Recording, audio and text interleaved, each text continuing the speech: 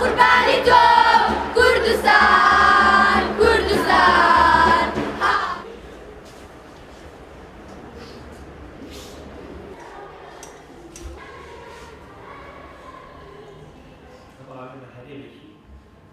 ڕاستە دووجەمان هەبوو پارەمان هەبووە مؤسساتی نەبووی خەلەلمان هەبوو بەڵام لە هەر هەنگاوێ لە هەنگاوەکان هەستین بە هەڵی خۆمان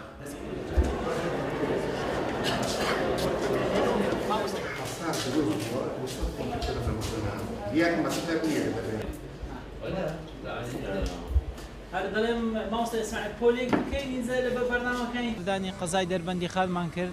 بەیاوەری بەڕێز قایم قام و بەڕێوەبەرە گشتی و ڕاوێژکارەکان لە وەزارەتی پەروەردە لەو سەردانەمانداکردنەوەی بینای دوو باڵەخانەی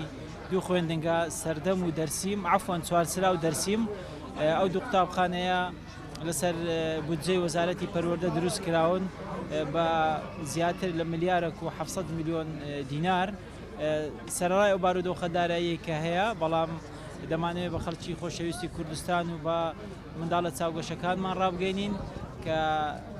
خوێندن و زانست لە کوردستان بەردەوام دەبێت چۆن پێشمەرگەکانمان بە خوێنی خۆیان بەرگری لە خاچی کوردستان دەکەن مامۆستایانی خۆشەویستیش ئاوا درێژە بە خوێندن دەدەن نایلن منداڵانمان لێبەش من لە خوێندن و هەروەها لە سەردانەکەماندا چەند مامۆستایە کە خزمەتی پەروەردەیان کردووە و چەند خوێندکارێکیش کە لە تەڵەبە بەتوانە و زیرەکەکانن ڕێزیان لێدەنین و چەند پێداویستی و کەمکوڕیش هەبی لەگەڵ ئیدارەی ئێرە بەڕێز قایم قام و بەڕێوەبەرە گشتیەکان دراسە دەکەین و هەوڵ دەدەین بە پێی توانە چارەسەری بەشێک لەو کێشە و گرفتانە بکەین. ئەمڕۆ بەڕێز جەنابی وەزیری پەروەردە لەگەڵ وەفدێکی هاوڕێی سەردانی پەروەردەکەمانی کرد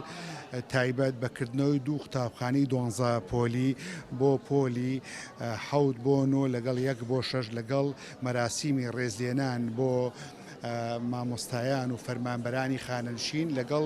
ڕێزێنان بۆ دوو خوێندکاری نمونەی کە لە پێشبڕکێی زانستی ئۆلۆمپیاددا لە شاری سلێمانی یەکەم و دووەمیان بەدەستێنەوە.